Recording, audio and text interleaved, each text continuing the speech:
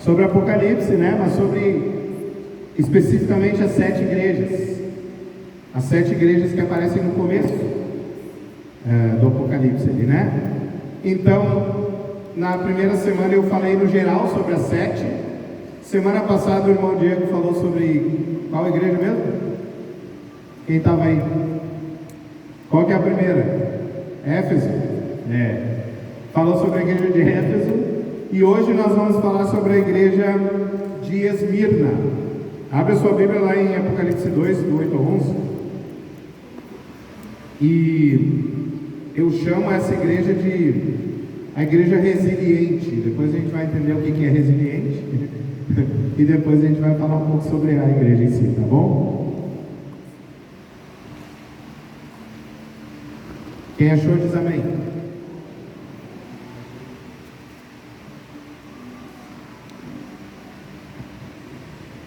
Diz assim a palavra do Senhor, Apocalipse 2, do 8 ao 11. São poucos versículos.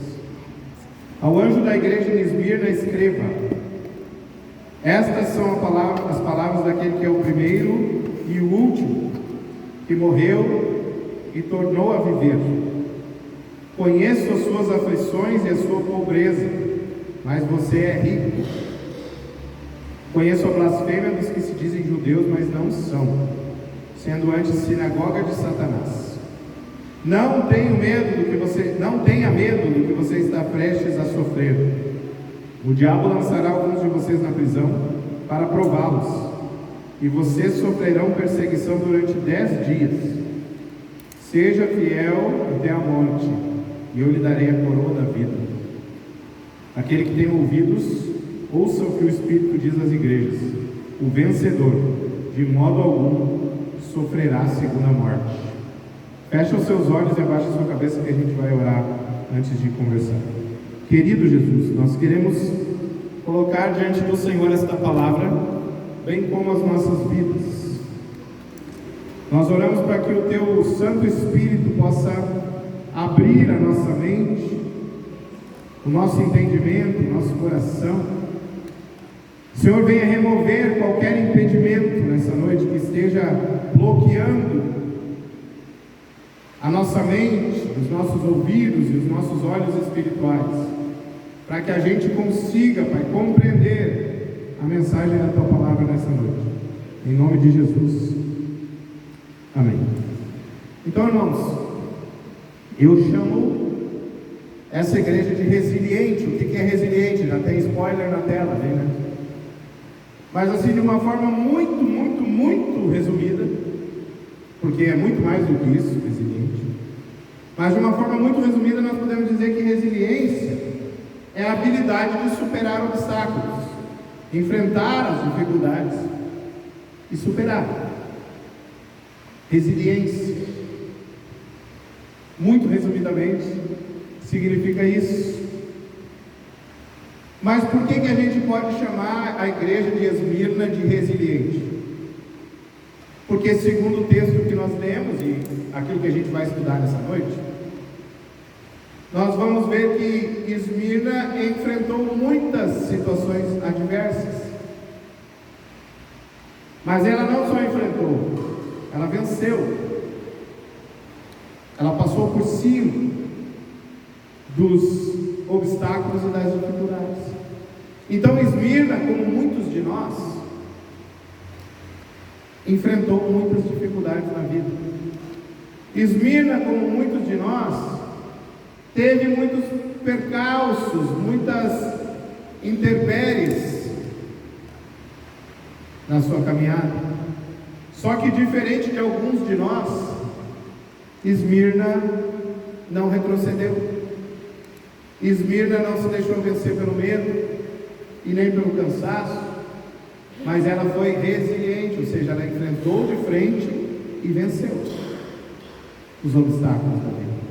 Muitas vezes, quando nós enfrentamos obstáculos, a gente recua, a gente retrocede, a gente cede à tentação, ao pecado, à dificuldade. Mas Esmirna foi uma igreja fiel, resiliente. Eu não sei quem lembra, mas na primeira mensagem eu falei que cada igreja tinha qualidades e defeitos e que Jesus dava uma palavra para cada uma, mas que só tinha duas igrejas que não tinham nenhum demérito, nenhuma repreensão, só elogios. Essa é uma daquelas igrejas.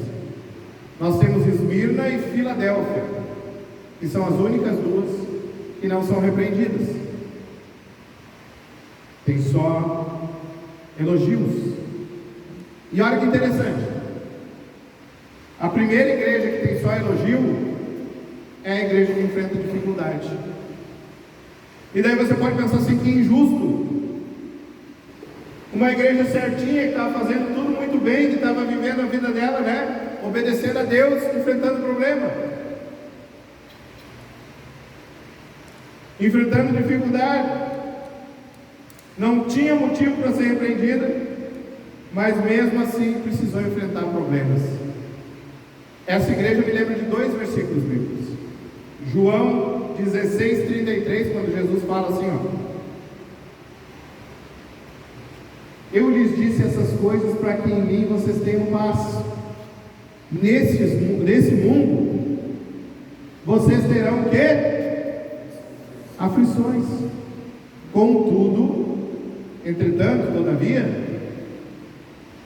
tenham ânimo. Jesus fala, eu venci o mundo. Então Jesus está dizendo para nós que na nossa vida cristã, caminhada com Ele, nós teremos o quê? Dificuldades, mas que a gente precisa ter o quê? Bom ânimo, porque Ele venceu, e se Ele venceu, nós também podemos vencer. Segundo texto bíblico é 2 Timóteo 3,12. Paulo escrevendo para Timóteo, ele vai dizer, de fato, todos os que desejam viver piedosamente em Cristo serão perseguidos. Todos os que desejam viver piedosamente. Então entenda uma coisa, perseguição, problema, não é castigo de Deus. Perseguição, problema, aflição, é sinal de que você está tentando viver piedosamente em Cristo. Você está tentando viver como Jesus quer que você viva. Por isso Jesus já disse que a gente vai enfrentar perseguição. Uma vez, quando eu era missionário lá em Estância Velha, ali, eu fiquei um mês no Rio de Janeiro fazendo promoção missionária, porque a gente tinha que fazer isso, né? Mês de setembro, que é missões nacionais, a gente viajava. E eu fui para um lugar chamado Itaperuna, lá no Rio de Janeiro. Pensa num lugar quente. Quente. Setembrão, assim, pegando fogo. E aí eu fui pregar em algumas igrejas e um pastor lá me deu carona. E ele me contou a história dele. Na verdade, ele me deu carona do Rio de Janeiro até Itaperuna, né? É muito longe. É tipo quando eu fui lá 13 de maio, assim, mais ou menos essa distância, bem longe. E nós fomos conversando e ele me contou que nos anos 70, quando ele se converteu, ele era hippie, né? Cabeludo, assim, todo. E um dia ele passou na frente de uma igreja batista e viu ali o louvor, né? Sabe que o louvor atrai muita gente.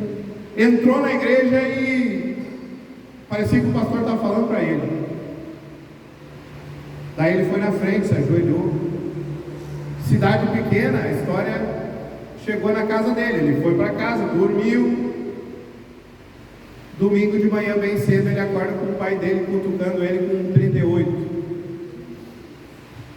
E dizendo assim, fiquei sabendo que tu foi na igreja dos crentes. E que tu foi na frente, se ajoelhou. Ele falou, pai, é verdade. Pega tuas coisinhas e rua. Porque aqui nessa casa nós somos católicos, apostólicos, romanos. Aqui não tem lugar para crente. E aí aquele guri recém-convertido tinha uma escolha para fazer. Ou ele continuava na casa do pai e da mãe, ou ele seguiu o Jesus dele. E ele decidiu seguir o Jesus dele. Ele foi, pegou as coisinhas dele e sentou na calçada. Ficou sentado na calçada na frente de casa. O pai dele veio, Ele disse: não, a calçada não é tua casa, então eu posso ficar. E aí ele ficou uns 2 dias, até que a mãe dele convenceu o pai que ele podia voltar para dentro de casa. Mas o fato é que essa história desse pastor ilustra bem isso que eu estou falando. Se você quer seguir Jesus, muitas vezes você vai sofrer perseguição, e às vezes vai ser dentro de casa, e às vezes vai ser de gente perto de você, que vai falar para você que isso aí é bobagem, isso aí é loucura, isso aí é para gente burro que não sabe, né? Não tem entendimento das coisas. Seguir essa fé maluca, ir para a igreja, dar dinheiro para o pastor, que loucura, como se fosse assim, né? Como se fosse isso. Mas é o tipo de coisa que a gente ouve. Então a Bíblia está nos avisando que aquele que quiser seguir Jesus vai ter dificuldade. Não é mamão com açúcar, não é vem para Jesus e você será feliz e todos os seus problemas vão acabar. Isso é mentira, irmãos. Isso é um falso evangelho. O evangelho é esse verdadeiro que Jesus está dizendo: pega a sua cruz e me segue. Está afim? Então vem. Agora uma curiosidade, passa para nós. O nome Esmirna, que atualmente é uma cidade chamada Izmir, ele tem origem num termo grego que é Esmirne, que significa mirra. Mirra foi um dos presentes que Jesus ganhou, lembra? Ouro, incenso e mirra. Mirra, o que é? Uma resina que tem um gosto horrível, mas quando ela é espremida, olha a mensagem que me arrepia. Quando ela é espremida, o que acontece? Perfume suave, aroma agradável. Só o nome da cidade já tem para nós uma mensagem. Qual que é a mensagem, irmãos? Esmirna foi espremida, ela foi moída, ela sofreu, mas o que aconteceu? Ela exalou um pouco do fogo de Cristo. Esmirna é um exemplo para nós. Quando a gente é moído e espremido, a gente também precisa exalar o pouco do fogo de Cristo. A gente também precisa exalar.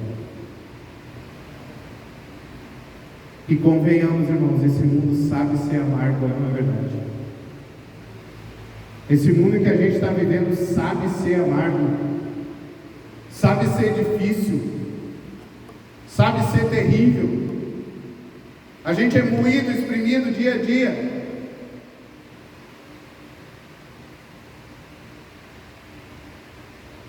Mas você precisa ser como Esmirna. Você precisa exalar o bom perfume de Cristo quando você passar por dificuldade. Que tipo de perfume você tem exalado nas suas dificuldades e provações? Que tipo de coisa você tem transmitido para os outros quando você passa por provação e dificuldade? O que sai de você quando você é moído? Às vezes não é o bom perfume de Jesus. Às vezes o que sai de nós cheira mal, porque é a nossa carne. Mas nós precisamos ser como Esmirna, nós precisamos aprender com Esmirna. Diga isso para quem está perto de você. Você precisa ser como Esmirna. Fala aí. Você precisa exalar o bom perfume de Cristo. Está sendo moído, está passando por dificuldade? Exala o bom perfume de Cristo. Exala o bom perfume de Cristo. Amém? Vocês estão comigo? Então tá bom, vamos adiante. Eu também falei na primeira mensagem que as 7 igrejas, na verdade, fazem uma alusão à igreja de Jesus como um todo, né? A igreja universal, mas não aquela. A igreja católica, mas não aquela. Porque ambas as palavras significam, né? A igreja como um todo. A igreja no mundo todo, representada por todos os crentes. As 7 igrejas, na verdade, elas são uma alusão à igreja de Jesus. E cada uma daquelas igrejas tem, ou deveria ter, uma marca que todas as igrejas precisam ter. Semana passada o irmão Diego falou muito sabiamente sobre a igreja de Éfeso. Se você não viu, está no YouTube. Você não estava no culto? Assiste no YouTube, pessoal, para você não perder o fio da meada. Mas o fato é que aquela congregação vai nos ensinar que a primeira marca que uma igreja precisa ter é o amor. A igreja de Éfeso precisava melhorar nesse aspecto. Então a primeira marca da igreja de Jesus que a igreja precisa ter é o mais alto, amor. Primeira marca é o amor. E qual é a segunda? A gente encontra estudando Esmirna. Pode passar. A segunda marca é o sofrimento. A segunda marca que a gente encontra em Esmirna é o sofrimento. E sabe uma coisa, irmãos? A segunda marca é consequência natural da primeira. Como assim, pastor? Vou explicar. Você está disposto a sofrer por alguém que você não ama? Sim ou não? Está disposto a sofrer por alguém que você não ama? Mas e por alguém que você ama? Você ama muito aquela pessoa, você está disposto a sofrer por ela? Muitas vezes é verdade, né? Outras vezes talvez nem tanto. Mas o fato, irmãos, é que se você ama alguém de verdade, você enfrenta qualquer desafio. Fala isso para um jovem apaixonado. Ele atravessa o mundo para ver a amada dele, porque ama demais. Então está disposto a sofrer.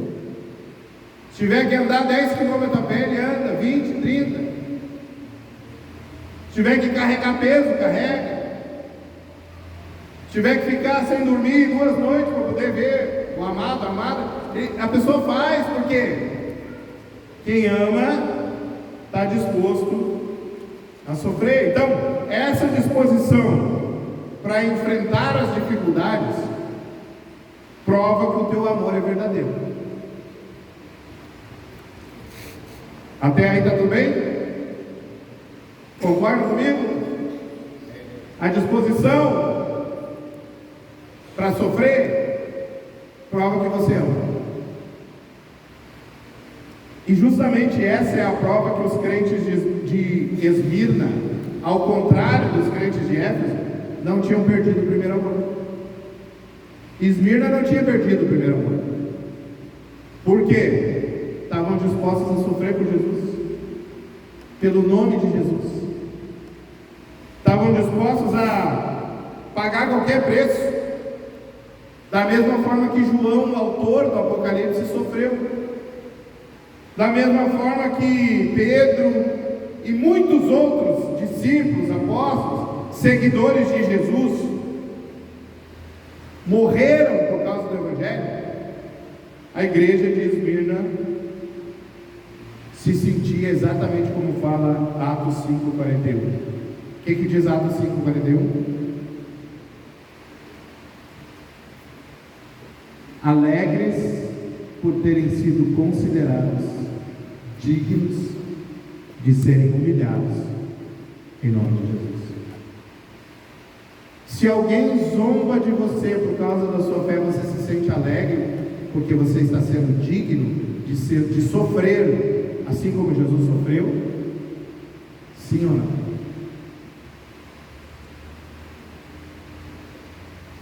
Era assim que nós deveríamos nos sentir. Que honra para mim sofrer em nome de Jesus, já que Jesus sofreu por mim. Mas a verdade é que a gente muitas vezes não se sente assim, né? A gente fica chateado, triste. A gente até finge que não é crente para não ser zombado. Não é que eu finjo que eu não sou crente, pastor, eu só não falo que eu sou. Que é a mesma coisa. O agente secreto de Jesus Ninguém sabe o que é crente. Depois descobre outro crente, agente secreto, no mesmo trabalho, né? Já aconteceu isso contigo? Comigo, quando eu era mais jovem, aconteceu uma vez. Nem eu e nem o cara dizia que era crente. Um dia nós descobrimos que os dois eram. Olha que coisa.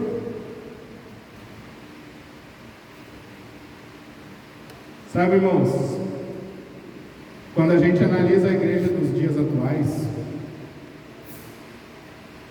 eu percebo que poucos crentes estão dispostos a sofrer. Na verdade, a maioria dos crentes quer benção. Uma vez um pastor amigo meu disse que ele passava todo dia por um irmão de outra denominação, né? Todo domingo, ele a pé indo com a Bíblia dele para a igreja dele, e o irmão indo para a igreja dele. E o irmão um dia falou assim: benção, irmão, Deus te abençoe e tal, isso aqui. Ele falou assim: tá indo aonde? Ele falou: tô indo na igreja, né? Então, tá indo buscar a bênção. Daí ele falou: não, tô indo adorar meu Deus mesmo. A bênção ele já me deu, já me salvou, já perdoou meus pecados. Mas é que a gente tem essa mania, né? Essa coisa de querer ir na casa de Deus para buscar a bênção, para ser abençoado. Mas sofrer ninguém quer, né? Pagar o preço do discipulado ninguém quer. Mudar de vida, às vezes a gente também não quer muito. A gente quer a bênção. Olha o que o John Piper, que é um autor que eu gosto bastante, ele vai falar sobre isso. É um texto um pouco longo, eu vou ler na íntegra para você entender.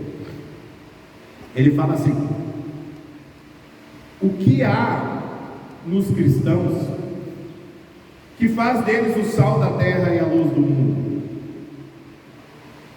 Não são as riquezas. O desejo por riquezas, a busca de riquezas, tem o sabor e a aparência do mundo. Desejar ser rico nos torna como o mundo, não diferentes. Justo no ponto onde nós deveríamos ter um sabor diferente, nós temos a mesma cobiça maliciosa que o mundo tem.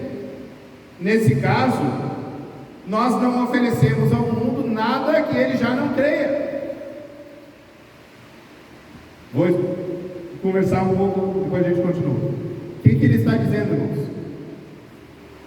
Se o cristão só tem desejo de buscar riqueza, ele não é sal da terra e luz do mundo, porque isso aí o mundo já faz. E o sal é aquilo que causa sabor, que muda o sabor, né? E a luz muda o ambiente escuro. Então ele está dizendo assim: se o crente só está buscando riqueza, ele não está fazendo nada diferente do que o mundo faz. Vamos adiante.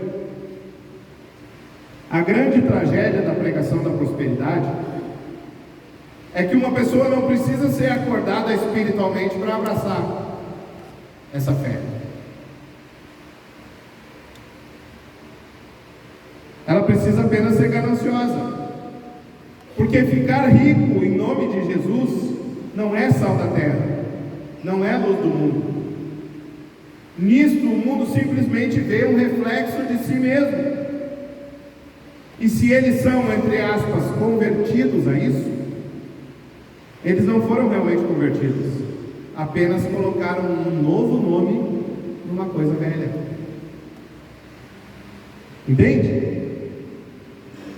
Apenas colocaram um novo nome numa coisa velha. No Sermão do Monte, o contexto da fala de Jesus nos mostra que o sal e a luz são. O que são o sal e a luz no contexto da fala de Jesus? A alegre, boa vontade de sofrer por Cristo. E isso é que torna o crente diferente do mundo. Não é a cobiça por coisas materiais. Cobiça por coisas materiais todo mundo já tem. Então, se você pregar prosperidade, é óbvio que muita gente vai querer. Não precisa mudar nada na vida, é só continuar do jeito que está e dar um novo nome. O que fará o mundo saborear o sal e ver a luz de Cristo não é que você ame as riquezas da mesma forma que eles amam. Pelo contrário, será a boa vontade e a habilidade de amar uns aos outros apesar do sofrimento. Isso vai fazer diferença.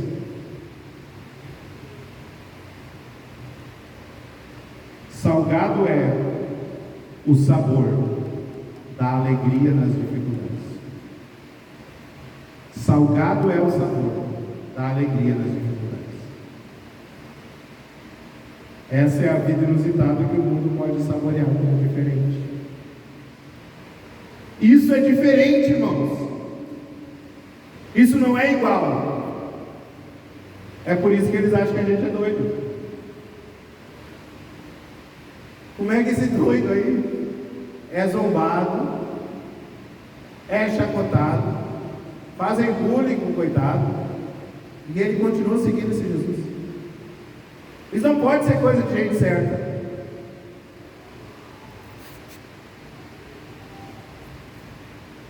É isso que causa sede nas pessoas, porque o sal causa sede. Se você é sal, você tem que causar sede nas pessoas. Come uma pipoca bem salgada, meu ver. Uma comida bem salgada, dá vontade de tomar água na hora. Falar nisso, se alguém quiser me abençoar com um copo d'água, eu estou aceitando. O sal causa sede. Você precisa causar sede nas pessoas. Amém? Então a igreja de Esmirna nos ensina a cultivar a marca do sofrimento, que é fruto do amor. A igreja de Esmirna nos ensina que se eu amo a Jesus, eu estou disposto a pagar o preço. Obrigado, Cris. Se eu amo a Jesus, eu estou disposto a pagar o preço. Amém? Amém?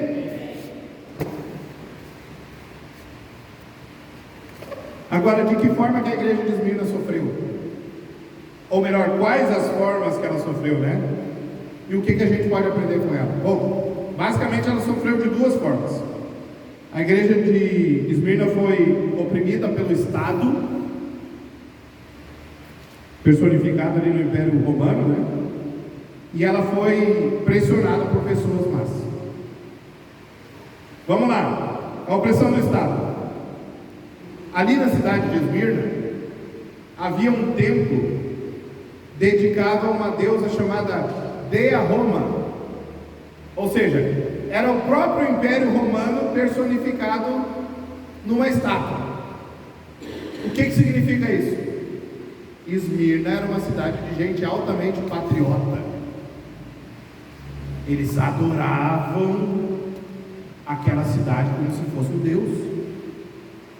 E eles eram tão adoradores de Roma, que passados alguns anos eles tiveram o direito de erguer uma estátua ao imperador. E agora eles não adoravam apenas Roma, mas eles adoravam também o César de Roma, que era o Senhor, o Deus deles, com letra minúscula. Ou seja, aquela cidade era uma cidade idólatra. E adorar o império e adorar o César do império, o rei deles, o imperador, era obrigatório. Você era obrigado a se ajoelhar, a oferecer sacrifícios para Roma e para o imperador. Bom, o evangelho chegou lá e as pessoas começaram a se converter. E quando as pessoas se converteram, o que começou a acontecer? Pararam de oferecer sacrifício para Roma, pararam de chamar o César de Deus. E você sabe que quando isso acontece, o bicho pega. Assim como aquele pastor da história que eu contei, que o pai expulsou com 38, começou a acontecer com eles. Mas não eram só as pessoas que perseguiam ele, mas era o Estado, o Império. Começou a perseguir. Imagina o tamanho da opressão, da retaliação, da perseguição que aquele pessoal começou a sofrer. Eles sofreram algo parecido com o que os hebreus passaram. Lá em Hebreus 10 a gente vê. Hebreus 10, do 32 ao 34 diz assim, ó: lembrem-se dos primeiros dias, depois que vocês foram iluminados pelo Evangelho, quando vocês suportaram muita luta e muito sofrimento. Algumas vezes vocês foram expostos a insultos e tribulações. Em outras ocasiões fizeram-se solidários com os que assim foram tratados. Vocês se compadeceram dos que estavam na prisão e aceitaram alegremente o confisco dos seus próprios bens, pois sabiam que possuíam bens superiores e permanentes. Então, assim como os hebreus, os irmãos de Esmirna também, o governo ia lá e pegava o que era deles. Vocês vão adorar esse Jesus? Então me dá esse carro aqui que é meu. Vai adorar Jesus? Me dá esse iPhone aí que é meu. Vai adorar Jesus? Me dá esse dinheiro no banco que é meu. Vai negar Jesus? Não vou. Então me dá tudo que tu tem. Perseguição no Estado. Vai negar Jesus? Não vou. Então não tem direito de comprar nada nem de vender nada. O que tu plantar, tu come.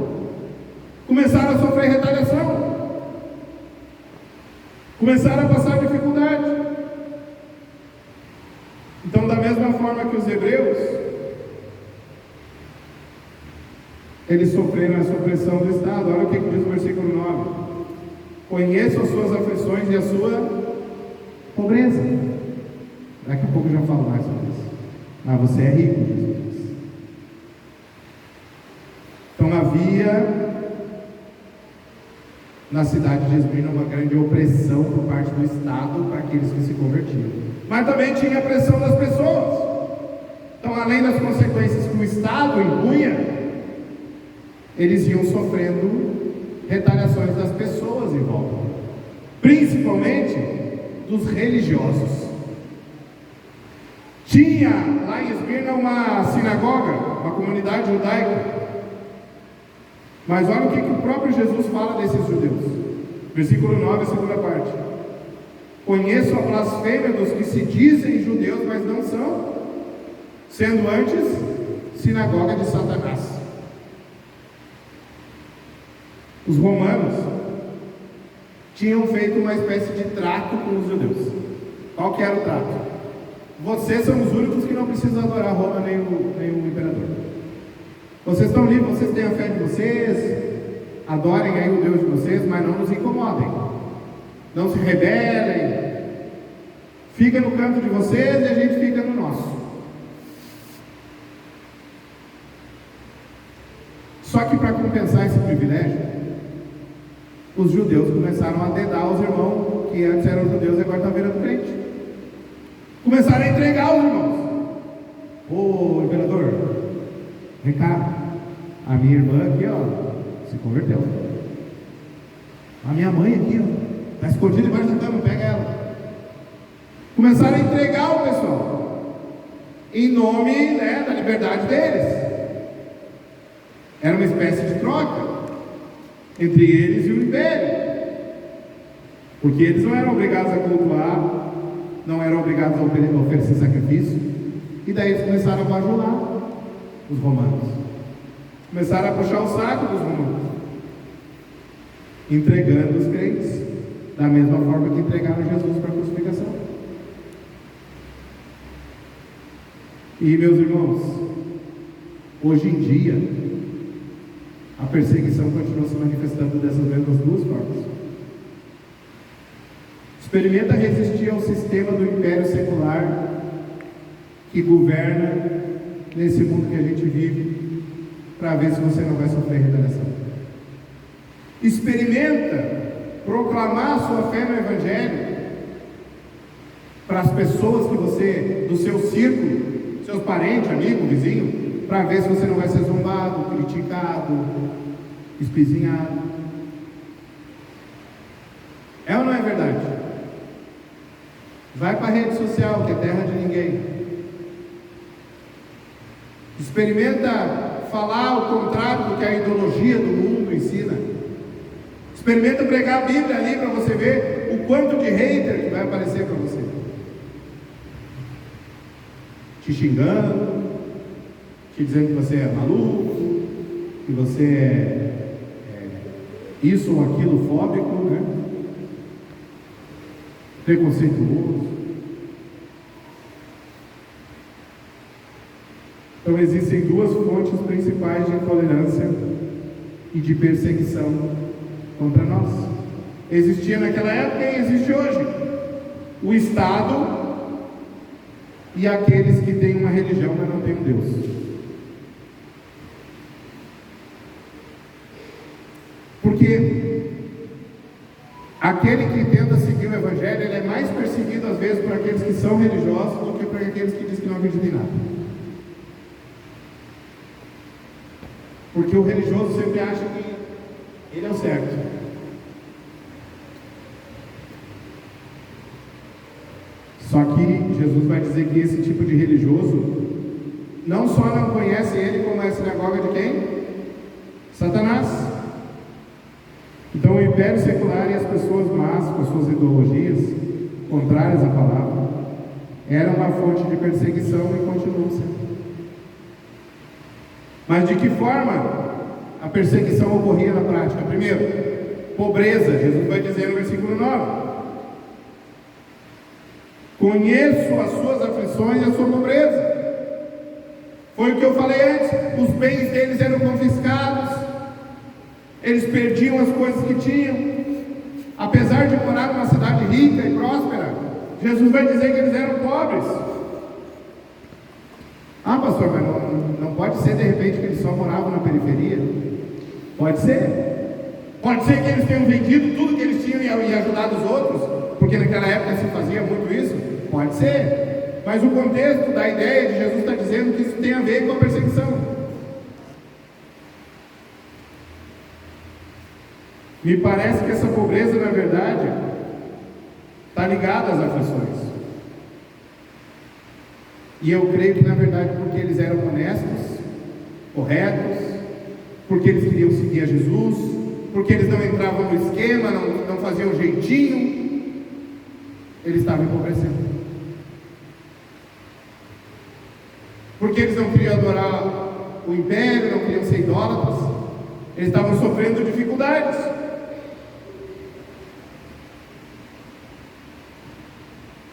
Isso fez aquele povo passar por dificuldade.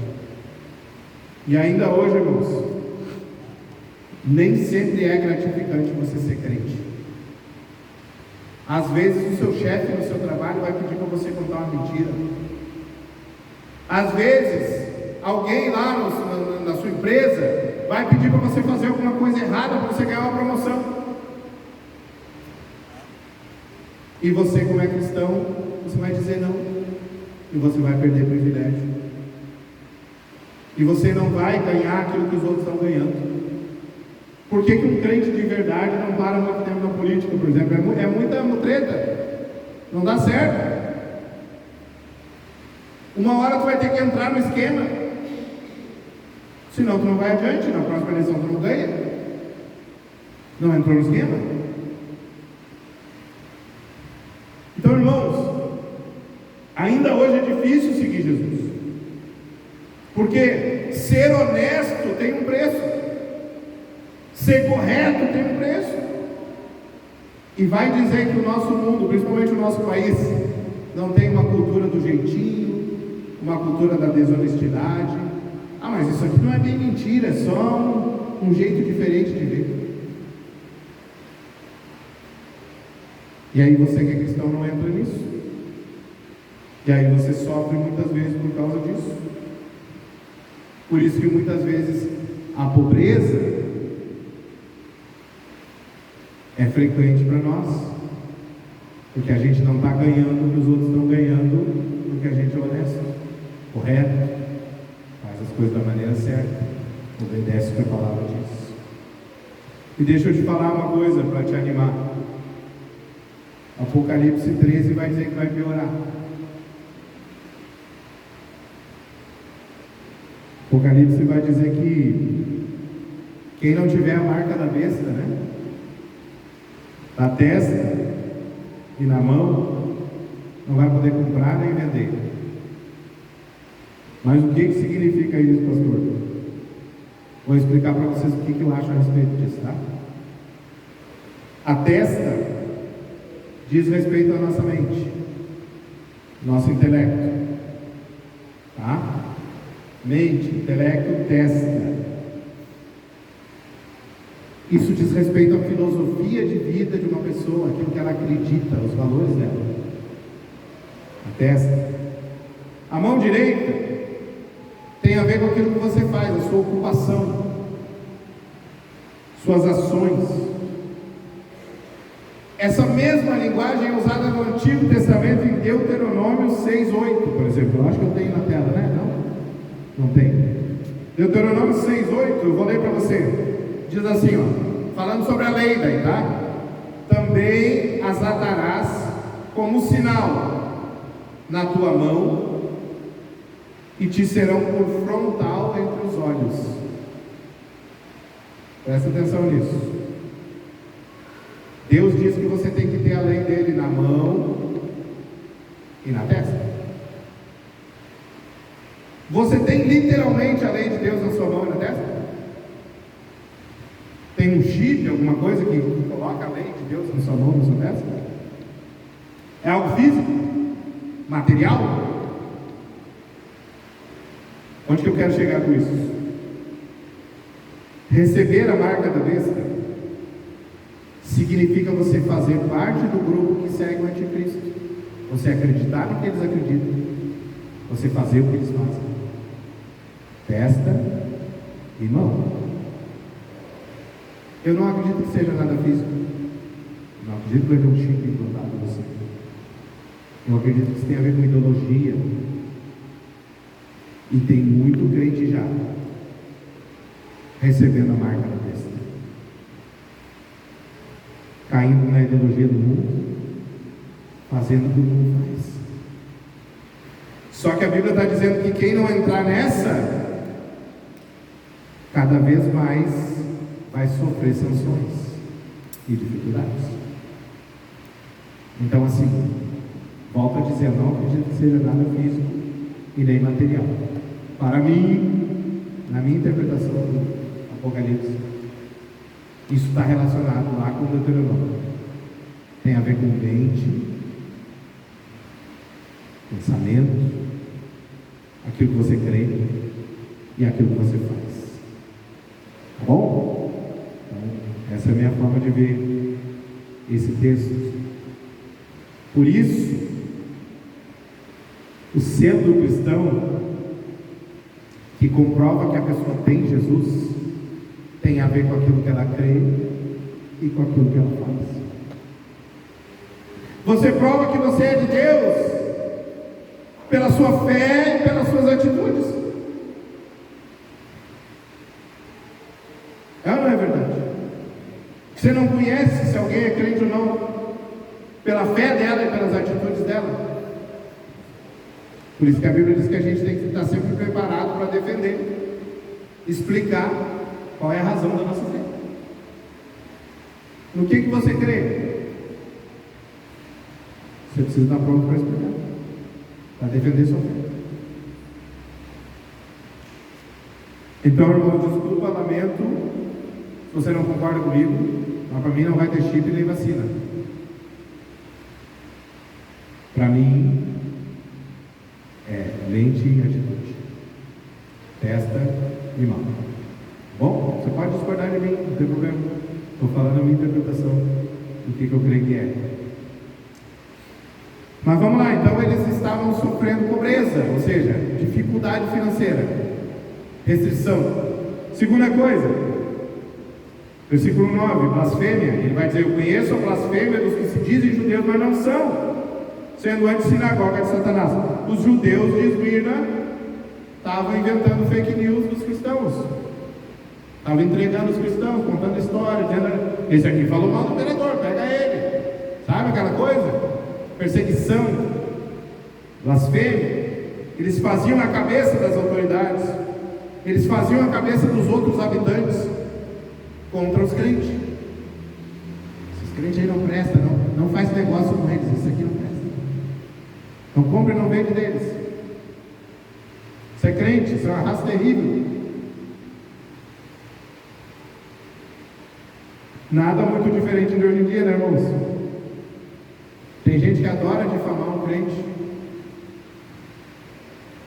Outro dia eu notei um detalhe interessante de uma notícia na televisão. Aliás, infelizmente a gente tem ouvido muitas notícias terríveis relacionadas a crianças, né?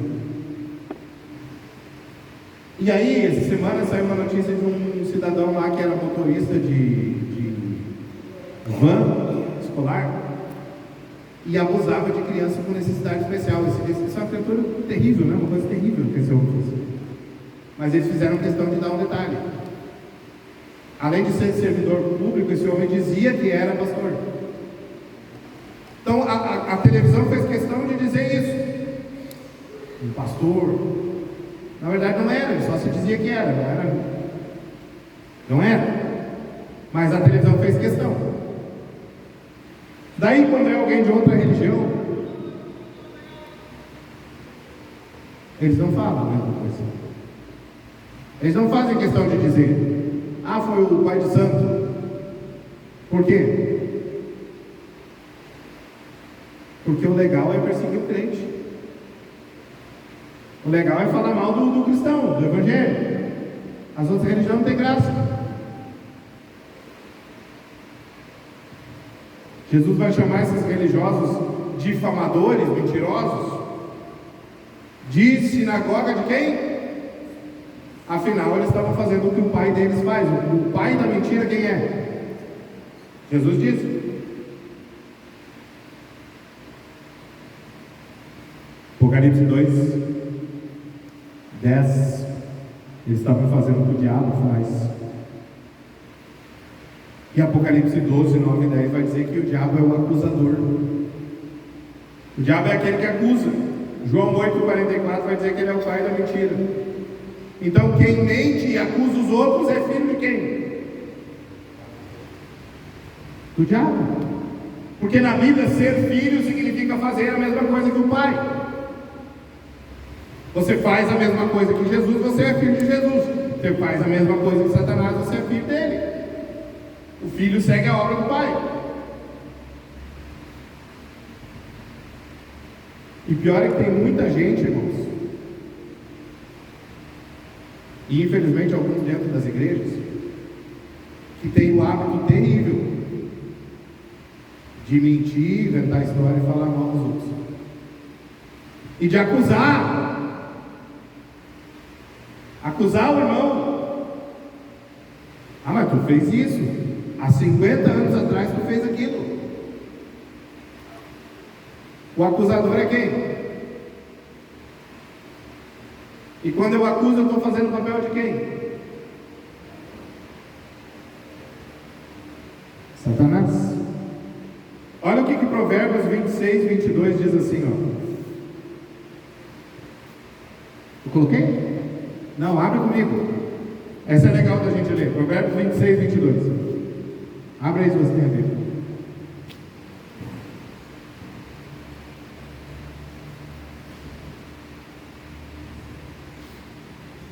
Achou? Vai pôr na tela? Eu vou esperar.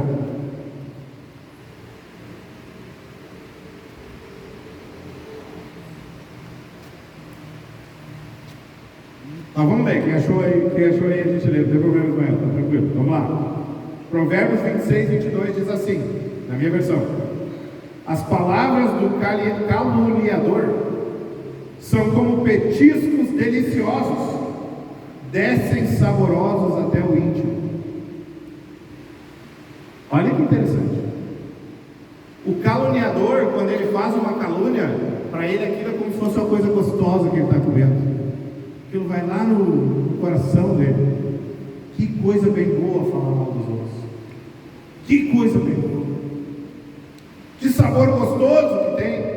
Humilhar o irmão. Diminuir o outro. Porque sabe que esse tipo de gente só se sente bem quando diminui o outro, né? Porque diminuindo o outro eu me sinto melhor que ele.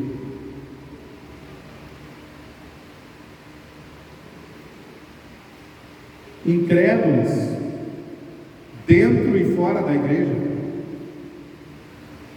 estão se fartando desses petiscos deliciosos que são as calúnias. Só que Jesus fala que quem faz esse tipo de coisa é sinagoga de Satanás. Toma cuidado para você não ser usado por Satanás com as suas palavras. Tem muita gente jantando ou almoçando os irmãos em casa. Não digo aqui, né? Em outras igrejas. Jantando, almoçando o pastor em casa, a família pastoral. Ah, mas calúnia, falando mal. Não aqui. Outras igrejas acontece isso. Falando mal dos irmãos, quando o irmão não está lá para se defender. Cuidado, gente. Pior que perder os bens e o dinheiro em qualquer perseguição é a pessoa perder algo que é mais valioso, que é a reputação. E às vezes a gente contribui com isso, com as nossas palavras, para acabar com a reputação de alguém, para destruir aquela pessoa, para dizer que ela não presta. Ao invés da gente exercer o amor de Cristo, ir lá e abraçar aquela pessoa se ela está caída, oferecer a mão para ajudar ela a se levantar. Mas é mais saboroso o petisco da calúnia do que oferecer a mão para quem está sofrendo. Muitas vezes. E deixa eu te perguntar uma coisa. Você já foi difamado alguma vez? Já falaram mal de você? Machuca, né?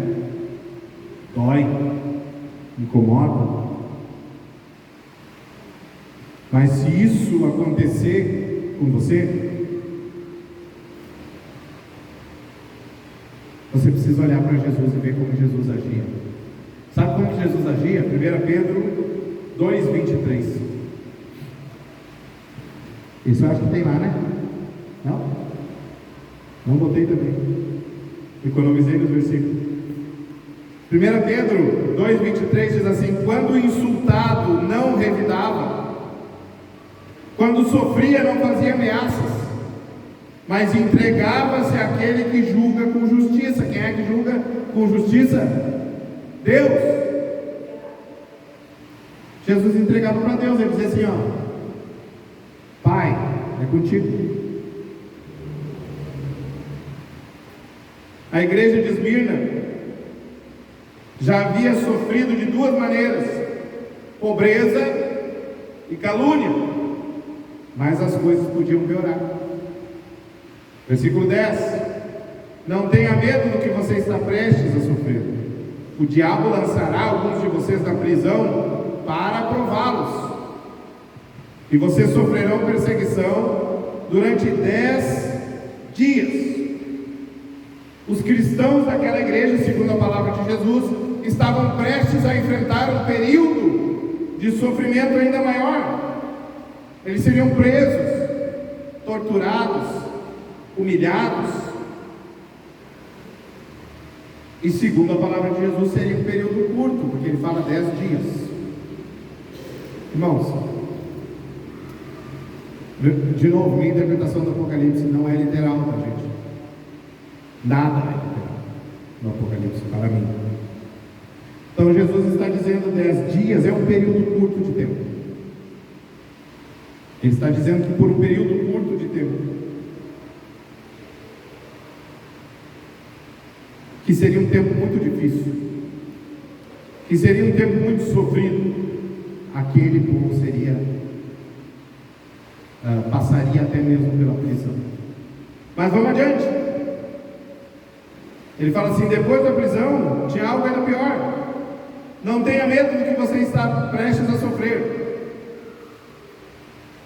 O diabo lançará alguns de vocês na prisão para prová-los, e vocês sofrerão perseguição durante 10 dias. E agora continua: seja fiel até a morte, e eu lhe darei a coroa da vida. Então a perseguição era tão feroz, era tão difícil, que o martírio era uma possibilidade. Morrer em nome da fé poderia acontecer. dos mártires cristãos mais conhecidos de todos os tempos, chamado Policarpo, era cidadão de Esmirna. A tradição diz que quando o Apocalipse chegou até essa cidade, o pastor da igreja era este homem, Policarpo. Ele era o líder daquela igreja. E portanto foi ele que leu essa carta para a igreja. Mal sabia ele que estava fazendo uma leitura profética, porque aquilo que estava escrito naquela carta aconteceria com ele. Ele morreria em nome da sua fé. E a tradição vai dizer que ele foi morto ao fio da espada como um soldado, porque não negou a fé. O soldado disse para ele: nega a fé. Ele falou: não nego, então vai morrer. Ele morreu. O sofrimento é inevitável para quem quer ser um seguidor verdadeiro de Jesus. O sofrimento é inevitável se você quer ser um discípulo de Jesus. Eu podia estar te dizendo aqui que siga Jesus e a sua vida será sua bênção, mas isso não é verdade. Jesus disse, e eu repito: no mundo vocês terão aflições, mas tenham bom ânimo. Se você realmente quiser seguir Jesus, se você quiser seguir aquilo que a Bíblia diz, obedecer o que Jesus manda, sem dúvida, você vai passar por perseguição, por privação, vai passar por difamação. Alguns cristãos passam por prisão, outros por morte. Existem alguns países como Coreia do Norte, Irã,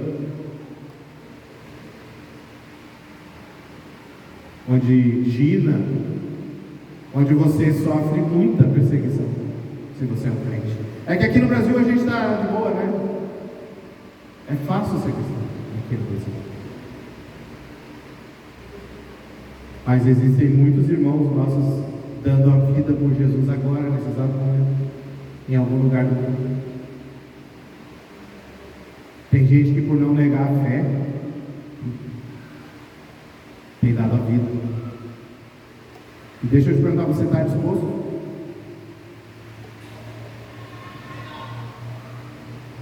João 15, 18 a 21 diz assim, ó: se o mundo, acho que esse aí está aí, né?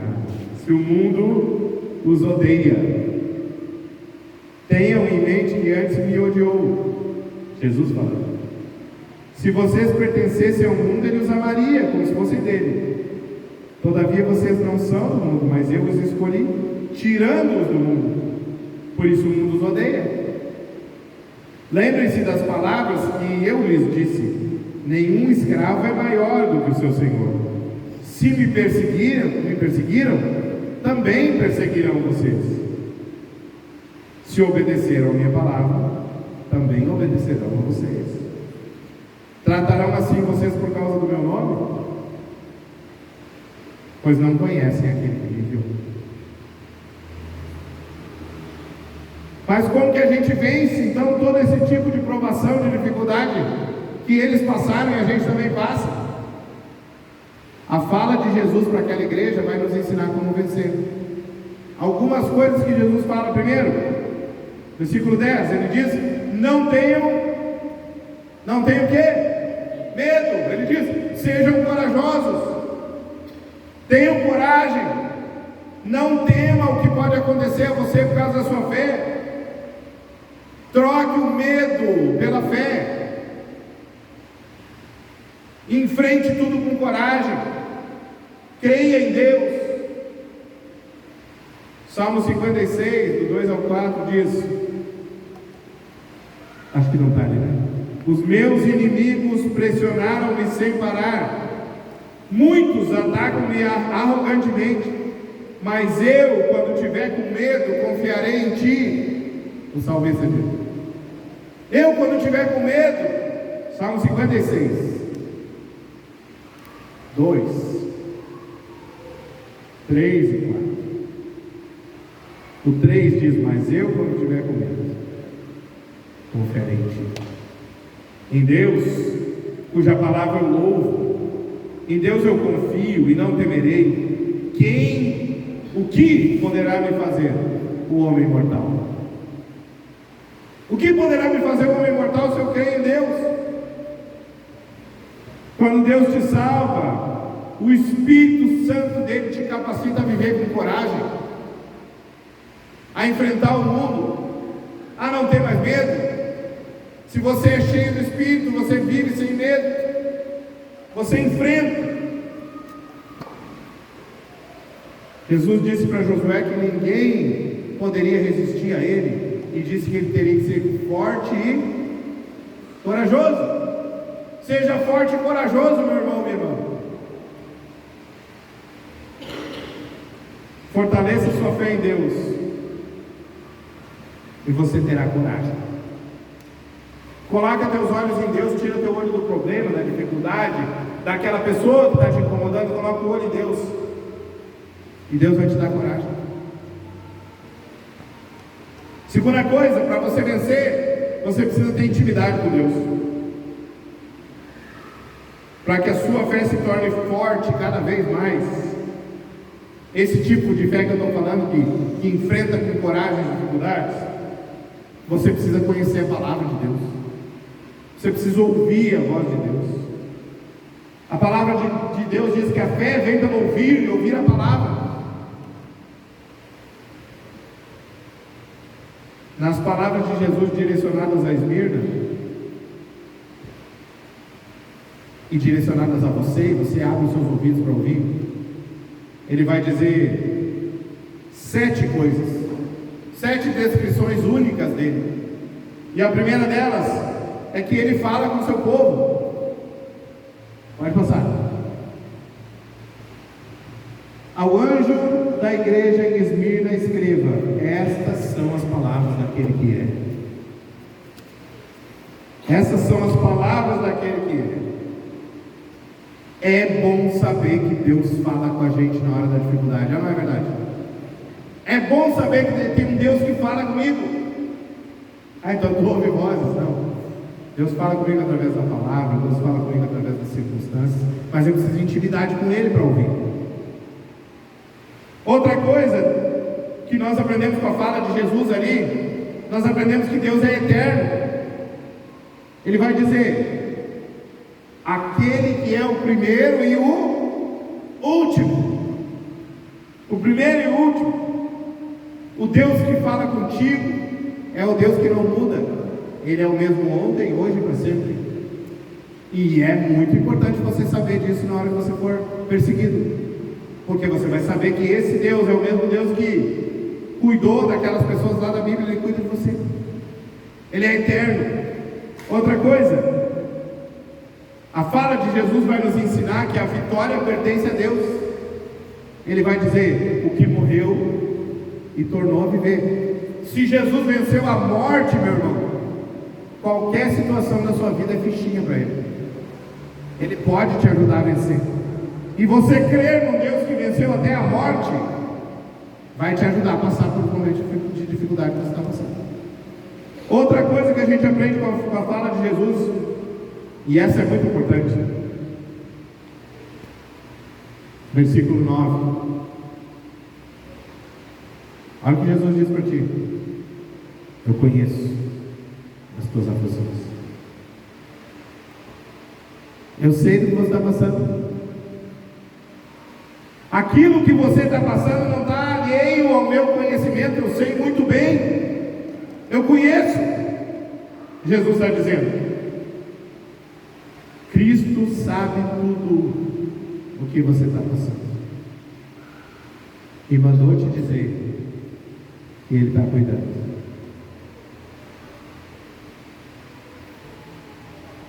Amém? É bom saber que Deus conhece as nossas dificuldades, não é verdade? Outra coisa que a gente aprende com a fala de Jesus, a gente aprende que nós devemos mudar o nosso foco. Jesus diz: eu sei que vocês são a pobreza de vocês, mas vocês são ricos. Jesus está dizendo para eles: muda o foco, para de olhar para o problema e olha para mim. Vocês estão passando dificuldade, então, mas vocês são ricos. Vocês têm Deus? E o Deus de vocês é muito maior do que os problemas de vocês. Você não é pobre, você é rico. Quem tem Jesus tem tudo. Quem tem Jesus não tem falta de nada. Quem tem Jesus tem todas as ferramentas necessárias para vencer as aflições e as dificuldades. Você crê nisso? Sim ou não? Outra coisa que a gente aprende é que Deus é soberano sobre o nosso sofrimento. No meio do sofrimento é bom você saber que Deus não só controla tudo, mas que também existe um propósito, até mesmo para o nosso sofrimento. Ele diz assim: não tenha medo. Não tenha medo. O diabo lançará alguns de vocês na prisão era aquilo ali que eu tinha que estudar, para prová-los. Toda a prova na nossa vida serve para nos aprovar, para a gente sair melhor daquilo do que a gente entrou. Todo sofrimento tem começo e tem fim. Fala para quem está do teu lado: todo sofrimento, fala aí, tem começo e tem fim. Uma hora vai acabar. Às vezes não acaba do jeito que a gente quer, mas acaba. Todo sofrimento tem começo e tem fim. E mais, tem propósito. As dificuldades servem para te aprovar, para te purificar, para te tornar mais parecido com Jesus. Última coisa que a gente aprende com a fala de Jesus: a gente aprende a ter esperança, porque tem promessa para quem fica de pé. Jesus vai dizer assim: seja fiel até a morte, e eu lhe darei a coroa da vida. Aquele que tem ouvidos, ouça o que o Espírito diz às igrejas. O vencedor, de modo algum, sofrerá segunda morte. As promessas de Cristo são um combustível para a nossa fé, para a nossa esperança. A coroa da vida e a vitória sobre a morte são as promessas de Jesus para aquele que permanece vivo. Esmirna, a igreja resiliente, nos ensina que, se nós somos verdadeiros, fiéis, piedosos, nós iremos sofrer. Mas nós aprendemos também que, se eu amo Jesus, eu tenho que estar disposto a sofrer. Eu tenho que estar disposto a ir até as últimas consequências por causa dele. Afinal, o amor tudo suporta, tudo supera.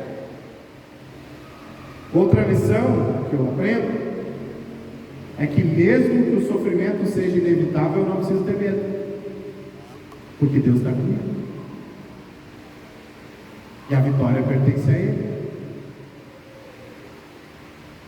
A vida nessa terra não é fácil. A vida nessa terra por vezes é amarga e nos espreme, mas nós precisamos exalar o bom perfume de Cristo, assim como a igreja de Esmirna. A gente precisa salientar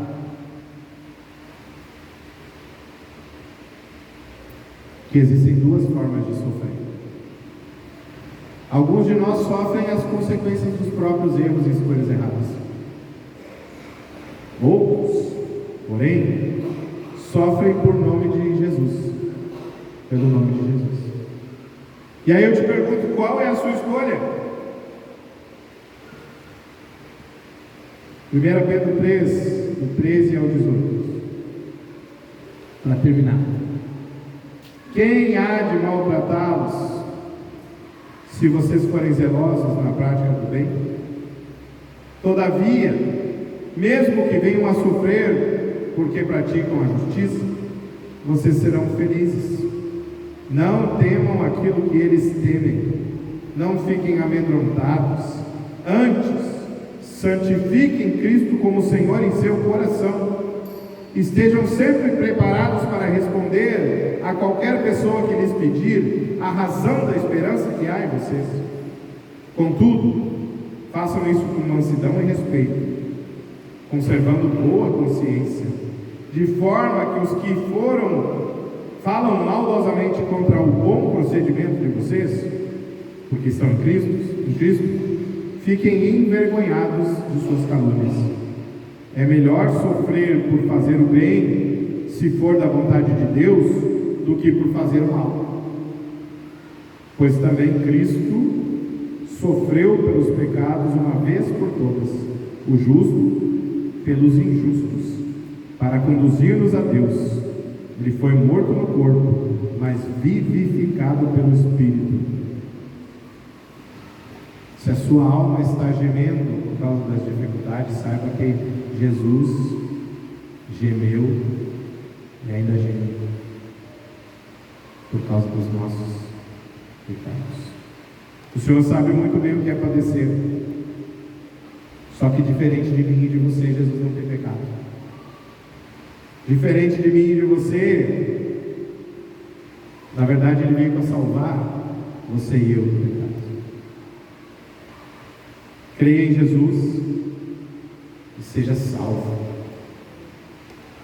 E depois, faça como o Esmirna, permaneça de pé. De pé. Fique de pé no seu lugar. Nós vamos cantar, estamos de pé. Pressionados, mas não desanimados.